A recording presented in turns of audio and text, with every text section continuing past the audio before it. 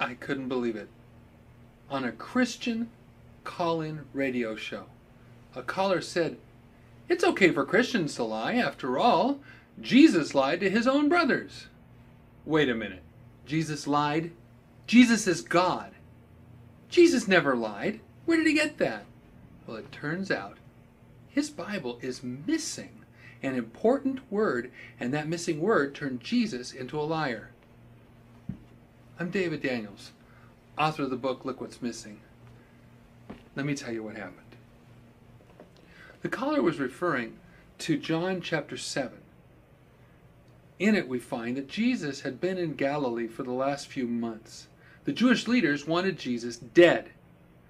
Jesus knew that. But man wasn't going to determine when Jesus would die for the sins of mankind. He had a time that he had chosen, and this was not it. So he stayed in Galilee. Meanwhile, the Feast of Tabernacles had come. That was one of the 3 feasts where every Jewish male had to go up to Jerusalem. Jesus' 4 half-brothers, James, Joseph, Simon, and Judas, they're all ready to go. They're in the caravan saying, "Come on, Jesus, let's go." But he's not budging.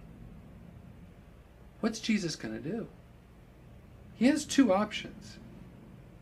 A, he can stay and for the first time in his life disobey the law that he gave to Moses.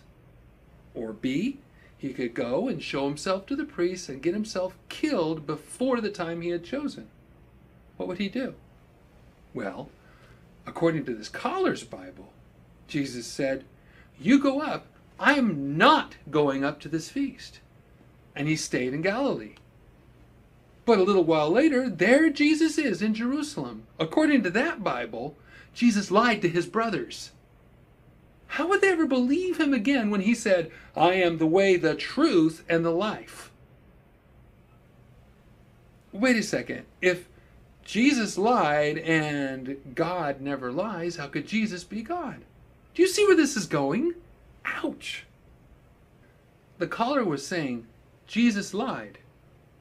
And so can we if we have a good reason. They went on talking, and the caller said, "I think we have a little wiggle room." The host laughed and said, "That's what we call it, wiggle room." Listen, if you start talking about wiggle room in your Bible, you've got a problem. There is no wiggle room in the King James Bible. I've got news for you. The host was a Christian college professor. Do you know what he should have said? He should have said, "Wait a minute, your Bible's missing an important word." What is that word? 3 letters. Y-E-T. Yet. Here's what a real Bible says. John 7, verse 8. "I go not up yet unto this feast, for my time is not yet full come." And saying these things, he stayed in Galilee. That makes perfect sense.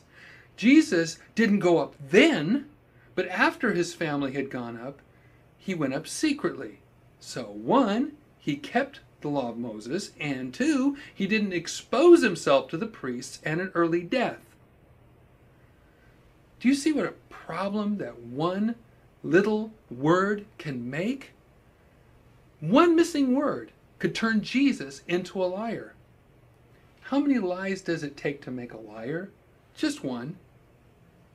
So, if Jesus lied, what would that make him? A liar.